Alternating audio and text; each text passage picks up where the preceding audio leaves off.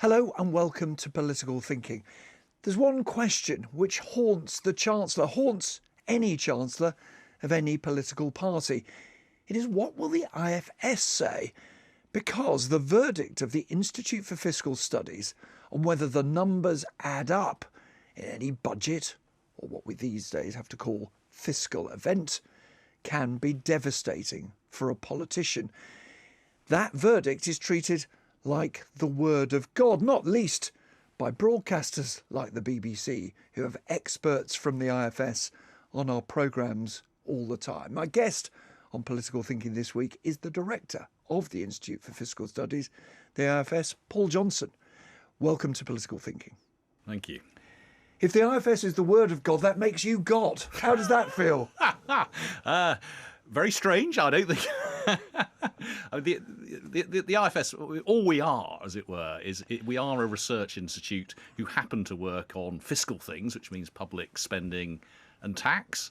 And when the government or the opposition make big announcements on tax and spending, we analyse it, and we analyse it off the back of decades now of experience that we've got with the numbers, with understanding what this stuff means. And so we're able to say, well, do these add up? Is it going to achieve what the Chancellor says it's going to achieve? And what are the risks? When Martin Lewis was in that seat of the money-saving expert, of course, and he has a similar status now, it seems to me, around cost of living issues, he said to me that it made him feel physically sick, the fact that people look to him for that sort of guidance. Do you ever not sleep at night or worry about it, or is it just what goes with the job? Well, I don't sleep at night for all sorts of reasons, but it's genuinely quite hard to get one's head round the idea that this has the impact. So you have to be very careful, because it's very easy to be talking to you now, and there's just you and me in the studio, and the idea that there might be thousands of people also listening is one that almost doesn't occur to you quite a lot of the time. So that can lead to errors, and I have huge sympathy with politicians who are occasionally said to have dropped clangers or made mistakes in what they say, because that's a terribly easy thing to do in this sort of circumstances. But it does feel difficult, it does feel stressful at times, but I really believe it's something that's worth doing. Do you want to confess to an error? Well, we've made errors, of course. I mean, I remember at the last election, there was something we put out which had an error in it, and we had to ring round all the journalists and say that, sorry, we got this wrong. In terms of what I've said on air, I'm sure I've made ones, but I can't immediately bring any to mind. Yeah, you must have occasions where you think, have I gone too far there? Have I sounded hyperbolic rather than cool and judgmental? Yeah, I think there are times when I've done that. You get caught up in the excitement of the moment, and I'm afraid I do find fiscal things exciting. So it's a terrible confession. That word, we've got to do it just because you tried to translate it a second ago. But it's a dreadful word, isn't it? And most of the time I use it, I have to think, well, how do we now explain it? How do you explain fiscal? Well, I didn't know. I mean, as a sort of, I think even when I was studying economics, I'm not sure I was that clear what fiscal meant. But it's really just about government tax and spending. It's so monetary is about what the Bank of England does. It's about interest rates and printing money and so on. And fiscal is essentially, in the way we describe it, pretty much everything the government does in terms of getting money in and then spending it. Now, you've been doing this job for about 11 years. I can't think of a period in which fiscal debates, whether the numbers add up, have been hotter. You've had the debate about austerity, you've had the debate about Scottish independence, the debate about Brexit, 3 general elections, Corbynomics, now Trussonomics. Does this moment feel as hot as any of them? A lot of it's felt pretty hot. I mean, in some ways, I almost look back at the austerity years, and that was relatively straightforward. You've got, I think the referendums were particularly difficult because we just look at the economics, and the economics may come up against the politics in those sorts of circumstances. When you've got a yes-no referendum, obviously everyone says that everything about remaining is good or everything about leaving is good, and actually the economics may get in the way of that. Generally, when it comes to elections, we don't find it terribly hard, actually. I mean, there are normally good things to say and bad things to say about whatever both parties, whatever they're both saying. right now, of course, we've got a very big shift in fiscal policy, which we've seen in the last couple of weeks from the Chancellor. That gives us lots of opportunity to explain what's there and what its impact is likely to be. So it's certainly been a big moment. I don't think it's been qualitatively different from what we've seen in the past. Prime Minister's attacked the talking heads who taxi from North London townhouses to the BBC studio to dismiss anyone challenging the status quo. Where do you live? Like you, Nick, I live in North London. I don't know whether it counts as a townhouse. It's a 1960s terrace. But today I cycled down from our offices just off Tottenham Court Road. Right. Do you think, though, that she and others in the government, when they have a go at the anti-growth forces, have they got you in mind? Well, I hope not, because we have been very much pro-growth. I mean, I think what are the anti-growth forces in the way that are being described? I think those who are against planning reform, those who are against tax reform, those who may not have been investing enough in education and infrastructure and so on. We've been talking for a very long time about the importance of all of those things if you want growth. Now, there is a truth, which is that there are trade-offs here, and this is what we talk about all the time, and this is why it's complicated and why we annoy everybody, because there's never one thing that's precisely right. But I would say, I do think, over the last decade and more, governments have been on the wrong side of this. They haven't focused enough on growth, and there's a reason that they haven't focused enough on growth. It's because it's politically difficult. It's politically difficult to build new houses and roads and airports and so on in places that people don't want them. It's politically difficult to reform tax because that leaves some people better off and it leaves some people worse off. There are other things that aren't so politically difficult that governments haven't done, like actually invest in education rather than reduce spending on education. So I would say, personally, and I think actually most of the economics profession is very much in favour of the sort of supply-side reforms which might lead to growth, which I think the Prime Minister is in favour of. Let's talk some more about that a little bit later on. First of all, though, let's get a sense of where this institute comes from. You've said something that I think will already surprise quite a lot of listeners and viewers. It's not official. I think you are so much part of the furniture of British public life.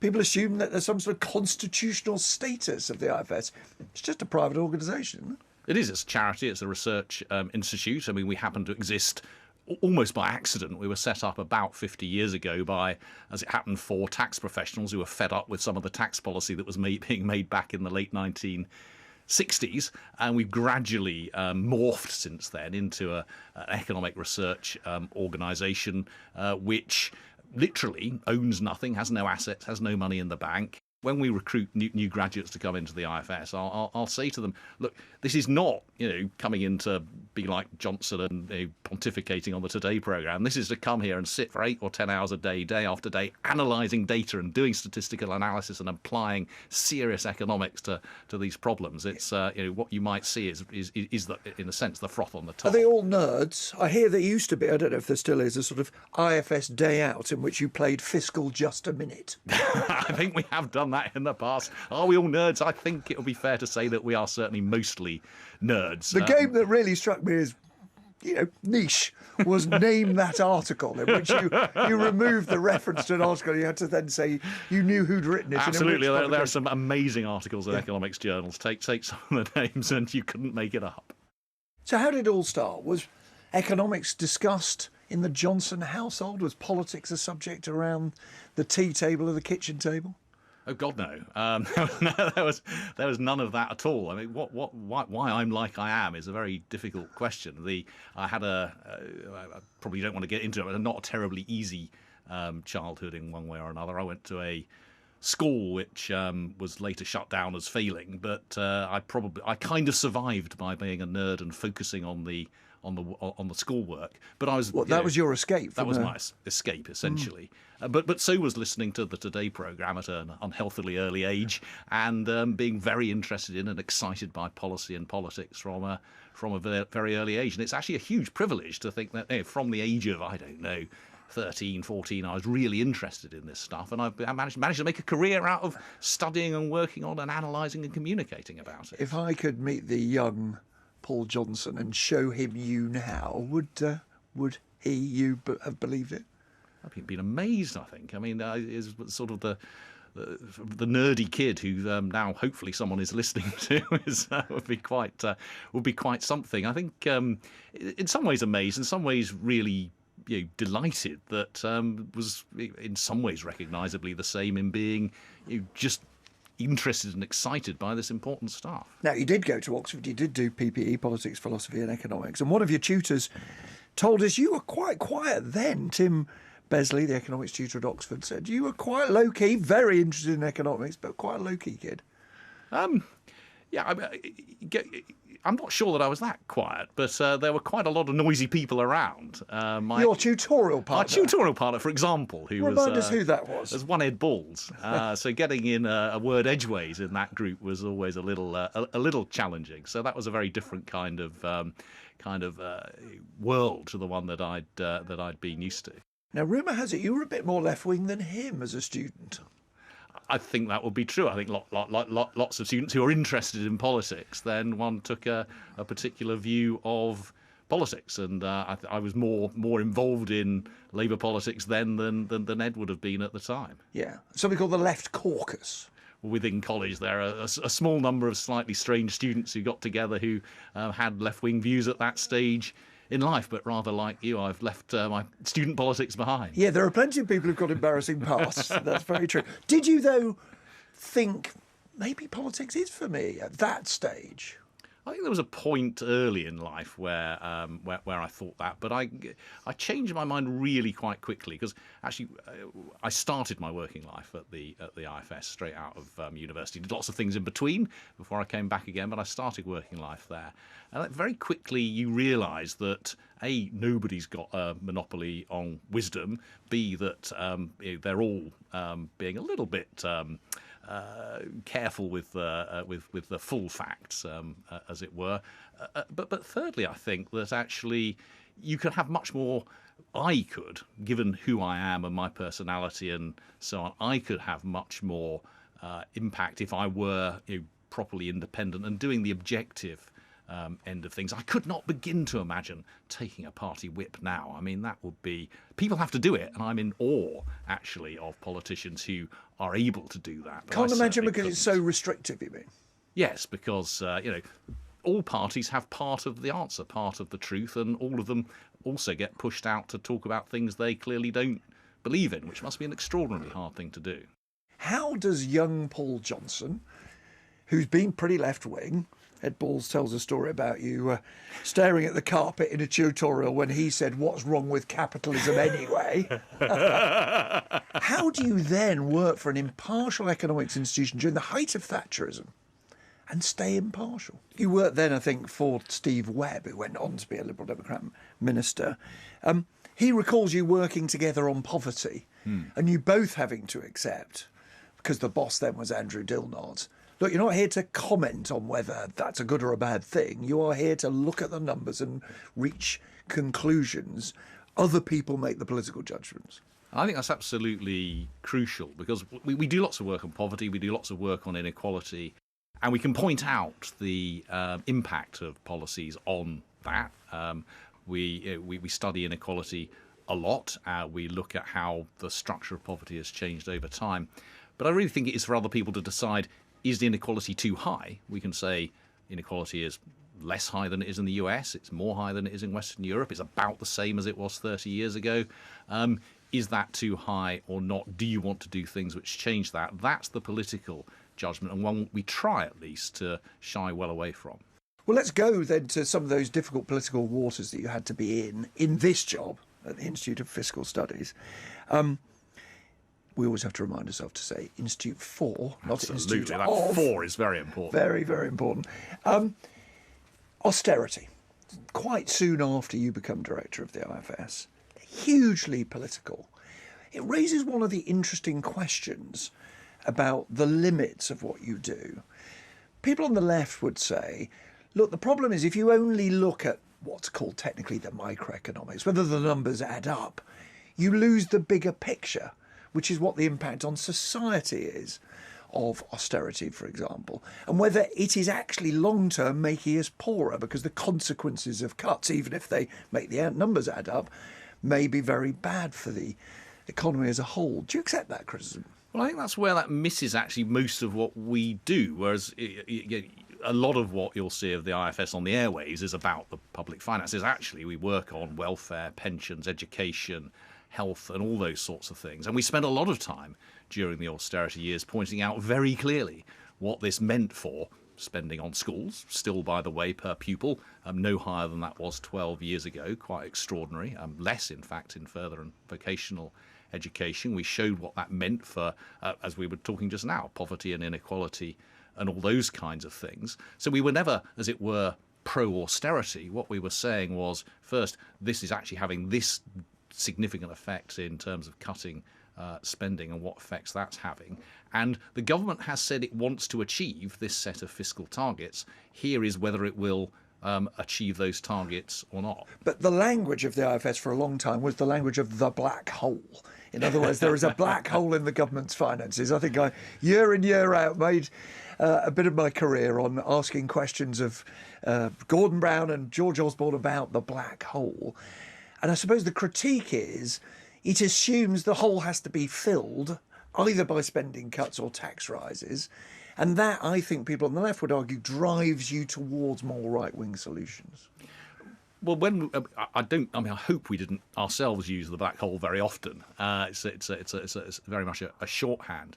But as I say, what we were very much doing was saying George Osborne set himself a set of fiscal targets, as did Ed Balls when he was Shadow Chancellor. And what we were trying to do was to say, well, they say they want to achieve this. Is the set of policies that they've set out likely to do that? Well, let's turn to the other side of politics. You come to the debate on Brexit, for example, which is not automatically a left-right argument, of course, but there are probably more levers on the right than on the left, at least prominent ones.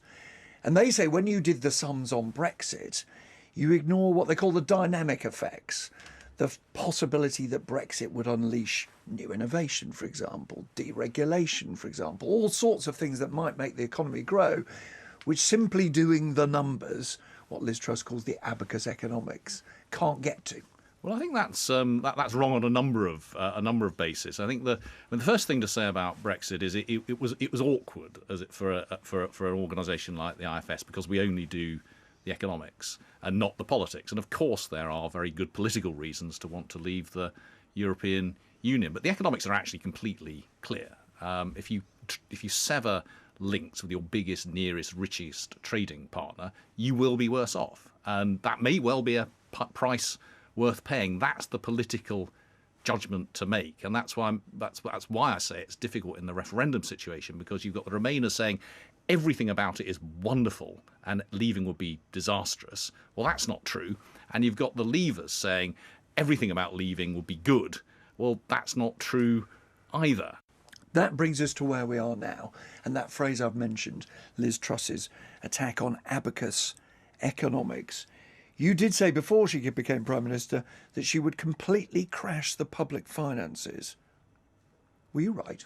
Did I say that? That's an example probably of a mistake in terms of the hyperbole that I may have used. I think you were talking at the Times while on holiday, so being a little less cautious than possibly you I remember that be. conversation, yes. I had just arrived on holiday and they'd rang me on a Sunday morning. But clearly we've seen in the last couple of weeks that the Chancellor's announced £43 billion of tax cuts. And I'm fairly confident that had the Office of Budget Responsibility produced its forecast alongside that, it would have shown that put the public finances on an unsustainable path. And what I mean by that, I mean that debt would be ever rising unless spending were cut. Now, again, absolutely pro and in favour of pro-growth policies, the sorts of tax reform and planning reform, infrastructure investment, education investment, that gives you growth in the long run. And governments can make a big difference to growth. That's a lot of what economics is all about. It's a lot of what our work is about. You can make a difference to growth, but it requires a lot more than big unfunded tax cuts. And we've seen over the last couple of weeks that that's probably going to have a deleterious effect on the economy in the short run, because it's caused this problem in the gilts markets, in the sterling market, with the Bank of England and so on. So there's certainly space for those sorts of policies, but they need to be carefully thought through. Oh, yes, say Liz Truss's supporters, but that's the problem with the economic orthodoxy. It stops you doing anything different. You have to satisfy Paul Johnson and the OBR and everybody else. And they then say, well, look, economics has got it wrong over the years. They didn't spot that there was going to be a huge increase in inflation. Some on the right did. They said, look, the money supply is too big. What we call quantitative easing, or the translation printing of money by the Bank of England, was always going to fuel inflation. And you conventional economists, you in the orthodox Treasury world, all got it wrong. Well, economic orthodoxy, I mean, orthodoxy is a horrible word, isn't it? What it really means is accumulated knowledge and experience and evidence over a very long period of time across a very large number of countries. Now, orthodoxy in that sense covers a lot. So, in a sense, the governments of Sweden and Denmark and France and Germany are following economically orthodox policies, which are much higher tax, much higher spending, higher regulation than we do. But so are the governments of Australia and the US and Canada and Singapore, and perhaps not Singapore in quite the same way, but a lot of other countries also following what you would describe as economically orthodox. So it covers a huge range of things. What doesn't sit within it is the idea that, whether you're on the left or the right, there is a free lunch somewhere, and that free lunch is either massive public spending unfunded or massive tax cuts unfunded. You can make big changes to the economy, and I think it's a very good case of saying you should make big changes to the economy, but they need to be long-term, sustainable, and carefully put in place. There isn't a free lunch sitting out there. It's not the case that every policymaker everywhere in the world has always been just so stupid that they didn't work out that the one thing that you could do is slash taxes and everything would be fine, or massively increase public spending and everything would be fine. It's just harder than that. Couldn't you in future, because you've done this job for quite a long time, be involved in policy making? You don't necessarily need to be a frontline politician, but you have in the past looked in more detail for government policy. You did a review, didn't you, about whether people should effectively be obliged to pay towards their pensions, for example. Is that the sort of thing you'd like to do more of in future? Yeah, and I've recently done a review of whether more tax policy should be devolved to Northern Ireland. So work with the devolved governments on that as well. And when the opportunities arise to be involved more directly, I do tend to take them. And you wrote a rather passionate piece about your experience of your own son's education. They're very contrasting experiences, and what it had taught you about what was wrong with the education world. Yeah, so I've got four sons, and what I was talking about there was one of my sons who struggled in the academic education world for various reasons, and what I wrote about was, well, it's very easy, isn't it, to go into work on education and think, well, I did fine in education, and so did my colleagues, and so did my oldest son, so everything must be basically fine. I didn't really believe that, but you really feel it when you experience it more directly. And it's also made me very passionate about the importance of other chances, apprenticeships and so on, because he's now doing staggeringly well, having done a higher level apprenticeship, and is thriving in that world in a way that he didn't thrive in school. So if somebody wants somebody to run parts of the education world, you're available. I'm available for any decent job. What attracts you for the future? You're not going to do this for the rest of your life. Oh gosh, now that's the hardest question. What will I do when I grow up? Genuinely, I don't know. I mean, the worst thing about my current job is it's really hard to think of anything better to go on to. So, if you're offering me a job on the Today programme, Nick, I will bite your hand off. Excellent. Over the years, Damon McBride, who worked for Gordon Brown, described you as a failed Treasury economist because they didn't like your forecast. Vote Leave, I think, attacked you as a part of the paid arm of the EU because you took some EU grants. It seems to be extraordinarily likely that in the weeks and months to come, you personally will become a target of some of Liz Truss's supporters who will say you're part of the anti-growth orthodoxy. How will you deal with that? Well, partly by trying to point out that actually we are, we're in the vanguard of the pro-growth orthodoxy. I think it is a pro-growth orthodoxy outside of politics to to some extent. It's helpful in a sense of being attacked from all sides. But also, if you look back through Hansard, you will find almost all of the front benchers, or lots of the front benchers on both sides of the House, quoting the IFS in support of the arguments they were making at that moment. So it's always very nice to see us quoted in ways that are help arguments on either side of the House. I think you have to live with the fact that when you're saying things which are unhelpful, that might get thrown back of you. But it is very easy to point to all sorts of things that Liz Truss and other people have said, quoting us in support of their arguments. Paul Johnson, I'll let you get back to North London. Thank you very much. Tottenham Court Road at the moment, Nick. Tottenham Court Road. Thank you very much for joining me on Political Thinking. Thank you. As Paul Johnson says, politicians of all parties have quoted the IFS to make their case. But back a few years, Gordon Brown wasn't mightily impressed with the verdicts of his predecessor, Robert Choate. The word choate used to be shouted out by the Chancellor, to the horror of Treasury officials.